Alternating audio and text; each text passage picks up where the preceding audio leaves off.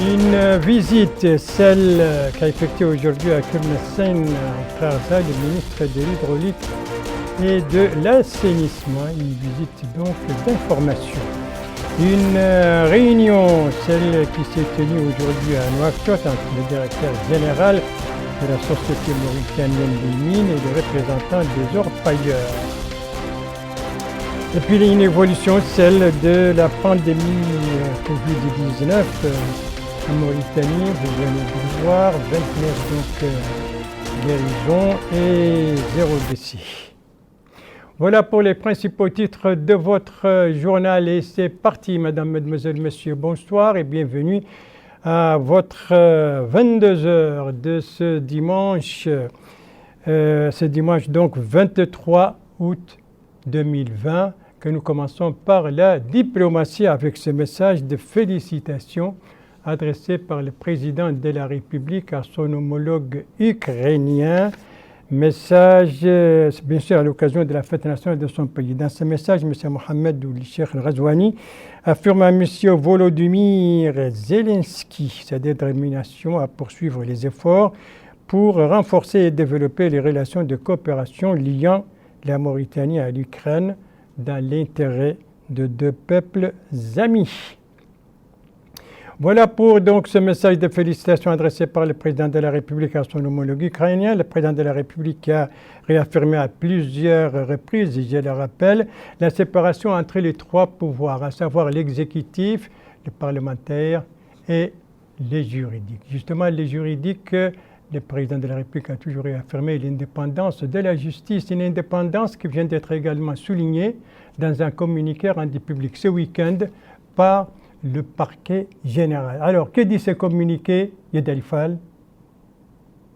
Des déclarations données par deux avocats étrangers mandatés pour défendre l'un des prévenus dans les affaires de corruption en cours d'examen par un tribunal de première instance comportent des erreurs et des transgressions qui exigent des mises au point suivantes. La justice mauritanienne est indépendante et tout manquement à son égard de la part de qui que ce soit est inacceptable, quel qu'en soit le prétexte. L'exercice en Mauritanie de la profession d'avocat par des étrangers exige de ceux-ci le respect scrupuleux des lois nationales, ainsi que de l'éthique et des traditions professionnelles mauritaniennes. Les droits de la défense sont protégés et ne peuvent cependant être exploités aux fins de porter préjudice à la justice, à son personnel ou à la primauté de la loi mauritanienne. Tout manquement dans ce sens constitue une infraction criminelle et expose son auteur à la rigueur de la loi. Le parquet affirme que la défense d'immunité et les autres moyens de défense s'effectuent à des étapes précises de la procédure judiciaire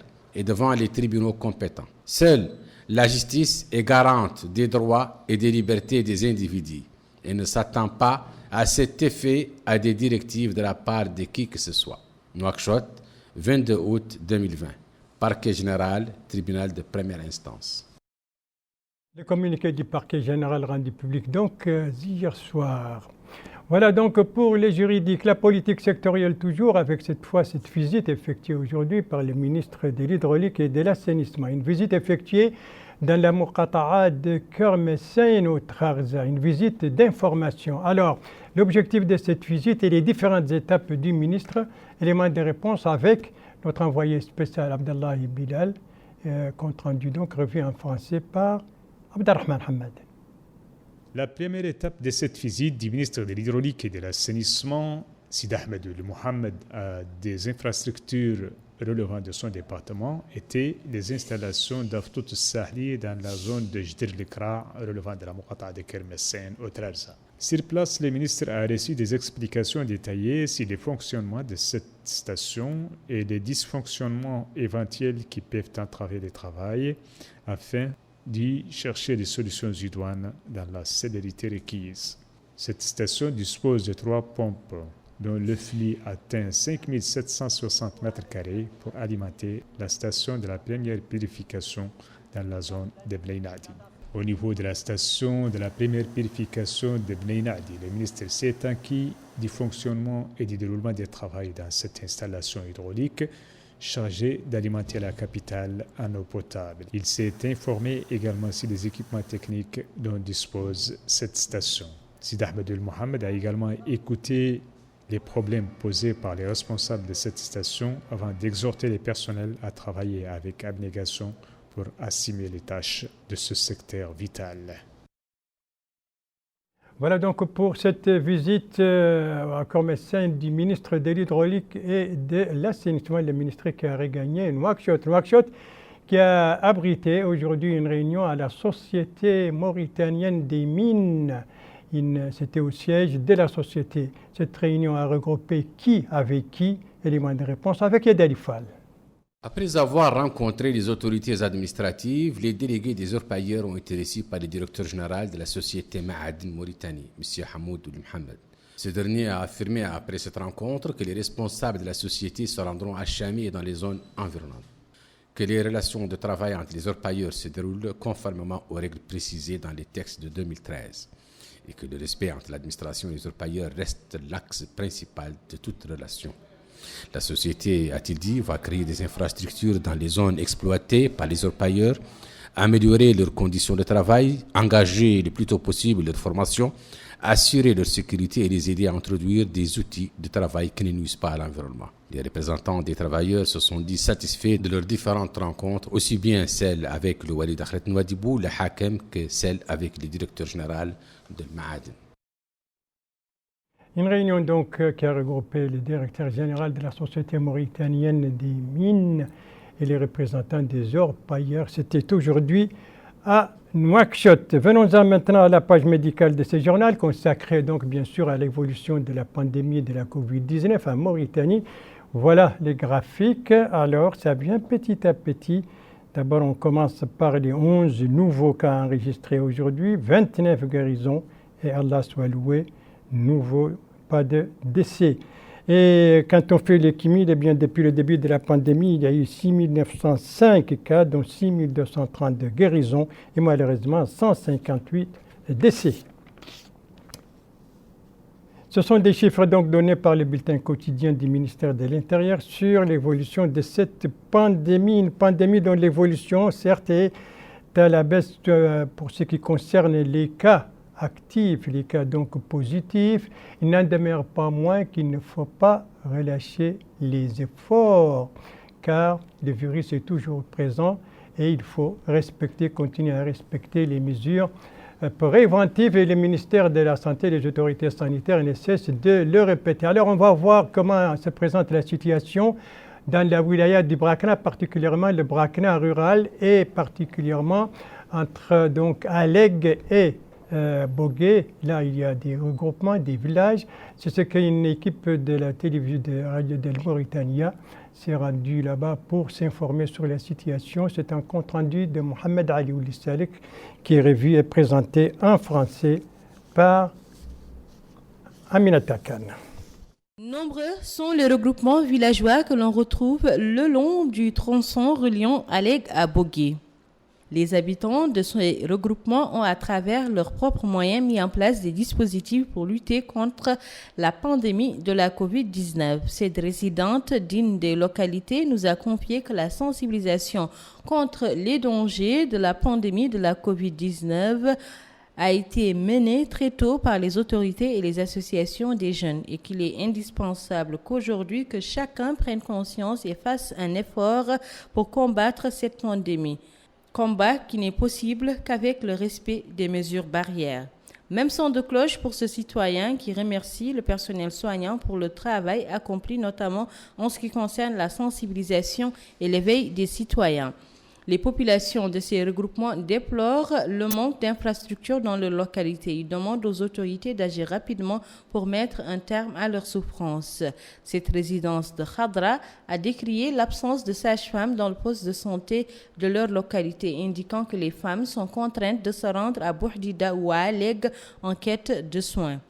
Cet homme demande aux autorités compétentes de trouver une solution au problème d'approvisionnement en eau potable car le réservoir qui alimente la localité est en panne et les citernes sont coûteux. Leur prix varie entre 5 000 et 6 000 ouguiyas de notre ancienne monnaie.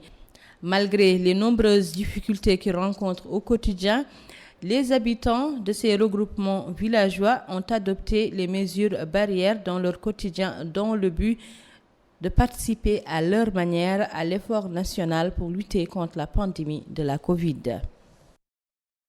Les mesures préventives contre la Covid-19, donc, le respect ou non dans la wilaya du Brakna, particulièrement le Brakna rural. Et on va rester dans le domaine rural avec cette fois cette session de formation organisée à Kankossa, dans la wilaya de la Saba, organisée par le projet PRAPS au ministère du Développement rural.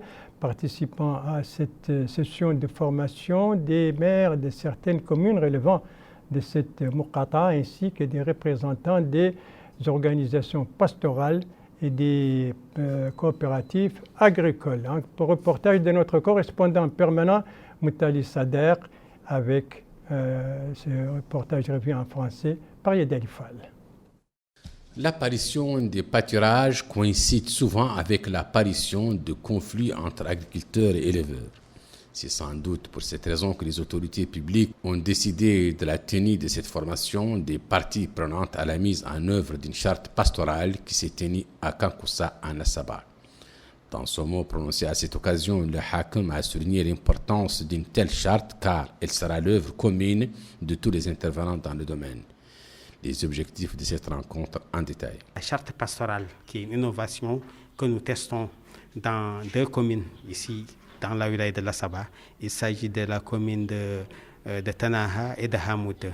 Donc on est en train de tester cette charte pastorale avant de l'élargir éventuellement par la suite.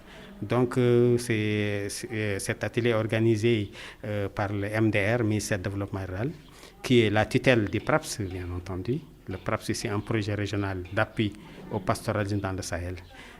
Cet atelier fait une chose extraordinaire parce qu'il est en train de réunir agriculteurs et éleveurs qui sont les véritables usagers des ressources naturelles, et c'est là où qui sont source de conflits des fois avec les malententes. Maintenant, avec ces concertations, ces chartes qui consistent à des concertations, et à chaque fois des réunions vont se faire régulièrement pour établir un ensemble de règles pour pouvoir maintenir un climat apaisé entre ces deux groupes d'usagers des ressources naturelles. Les participants à la session de formation doivent produire un document qui sera considéré comme référence en la matière. Un document qui sanctionne donc cette session de formation organisée par le projet PRAPS à Kankossa, en Assaba. Et nous restons toujours dans le cadre des activités du ministère du Développement rural avec le programme de construction des dizaines de barrages entrepris par ce département, et cela conformément au programme du président de la République. C'est un compte-rendu de notre envoyé spécial qui a accompagné le ministre du Développement rural lors de sa récente visite, Sidi Bouya Ahmed, compte-rendu revu et présenté en français par Abdelrahman Hamad.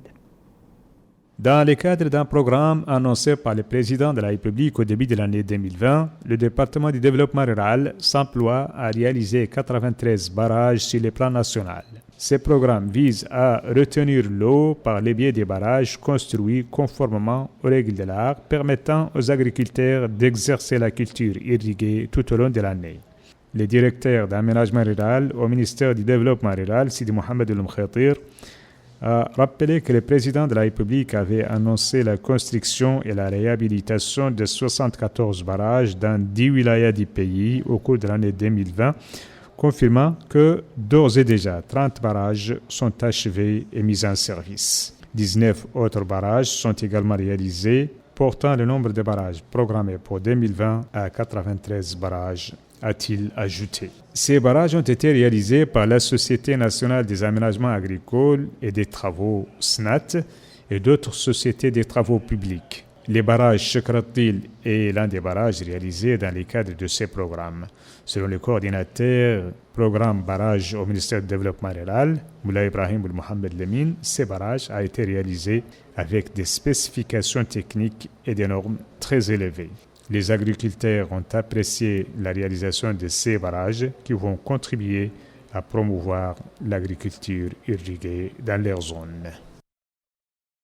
Le programme de construction et de réhabilitation des dizaines de barrages lancé donc par le ministère du Développement rural depuis le début de l'année, c'est là conformément au programme du président de la République. Notre prochaine étape est toujours dans le domaine rural, c'est Kayedi, la capitale du Gorgol, dont les agriculteurs sont en plein dans la campagne saisonnière, donc l'agriculture irriguée, non sans problème pour ces agriculteurs, des problèmes qui ont pour nom, par exemple, l'eau et les engrais notamment. C'est un compte-rendu de l'un de nos correspondants permanents là-bas, Mohamed Enoul Bilal, compte-rendu revue en français par Aminata Khan.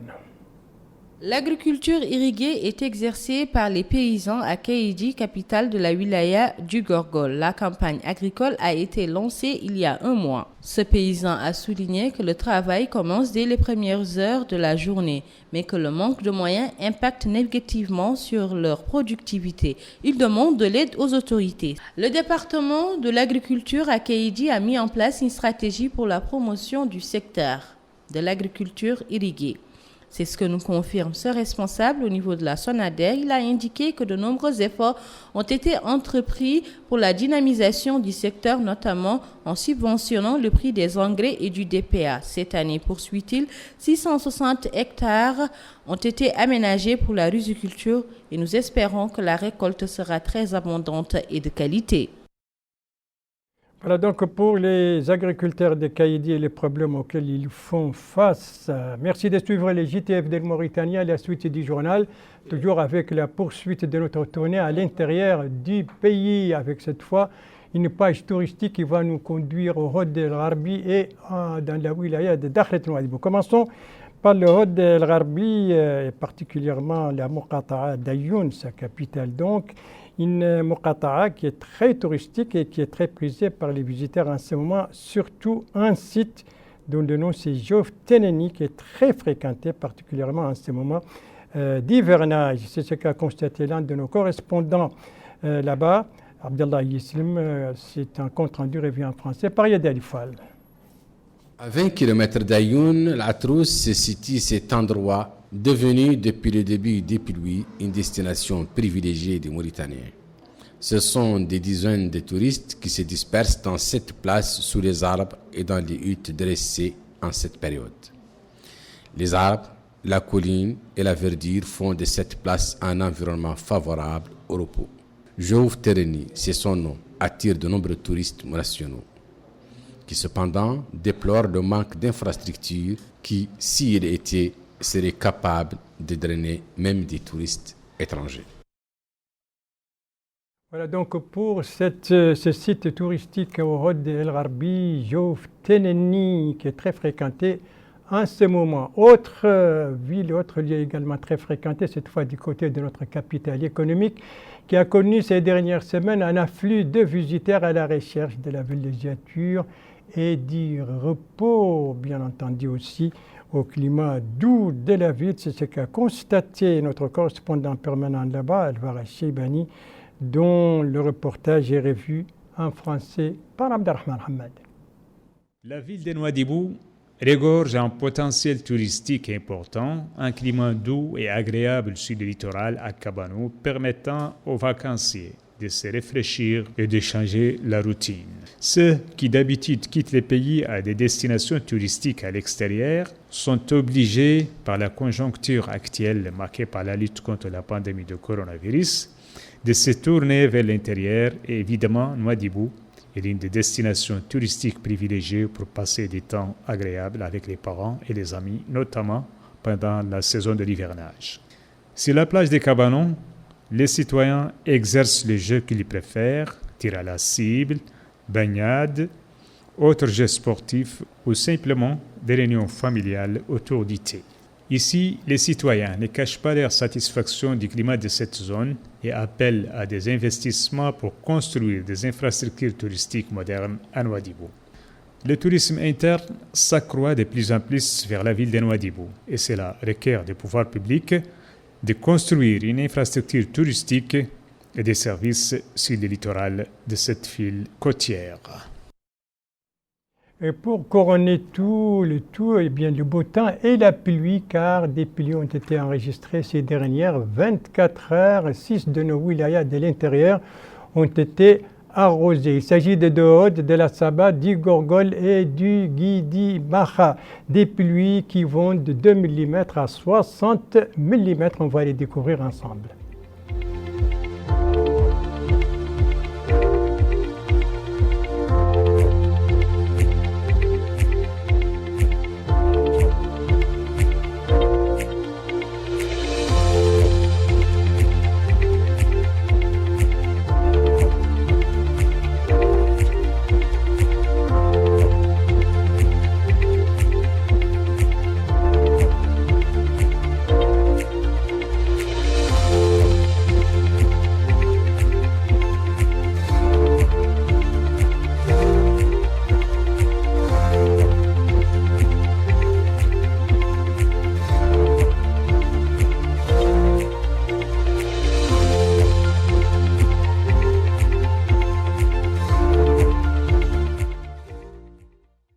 Voilà donc pour la hauteur des eaux, les pluies qui ont été enregistrées la nuit dernière et la plus forte pluie a été enregistrée à Woulania, au Hod el-Gharbi, 60 mm. Et sur ces pluies se termine ce journal. Merci à vous, madame, mademoiselle, monsieur, de l'avoir suivi. Merci bien entendu aux équipes rédactionnelles et techniques qui ont participé à sa conception. Je vous en rappelle les principales informations. Ici, c'est cette visite effectuée aujourd'hui par le ministre de l'Hydraulique et de l'Assainissement. C'était dans la Muqata'a de Kermessain. Une visite qui lui a permis de visiter les infrastructures relevant de son département. Ici, c'est cette réunion au siège de la Société mauritanienne des mines, une réunion qui a regroupé le directeur général et les représentants des orpailleurs. Et ici, c'est l'évolution de la pandémie. Je commence toujours par le positif, donc 29 guérisons aujourd'hui, 0 décès et 11 nouveaux cas. Et là-bas, vous voyez le cumul depuis le début de la pandémie. Voilà, le JTF reviendra demain à la même heure, 22h, et vous serez en compagnie, suivant le planning des services, vous serez en compagnie d'Ndei Saou Sidi. Quant à moi, il ne me reste plus qu'à vous souhaiter une très très bonne fin de soirée, une très très bonne fin de semaine, bien entendu sans oublier à respecter les gestes barrières, c'est-à-dire restez chez vous et ne sortez que par nécessité. Et si vous sortez, n'oubliez pas votre masque, et si vous rentrez à la maison, n'oubliez pas de vous laver les mains avec de l'eau et du savon. Respectez également la distance sociale, au moins 1,50 m par rapport aux autres, des gestes très simples qui dépendent de chacun de nous et qui permettent de sauver des vies. Si vous aimez vos proches, eh bien pas d'approche et pas non plus de rapproche. Prenez soin de vous, votre santé est entre vos mains. Alors je vous donne rendez-vous, Inch'Allah, vendredi prochain à la même heure, 22h. Bonsoir.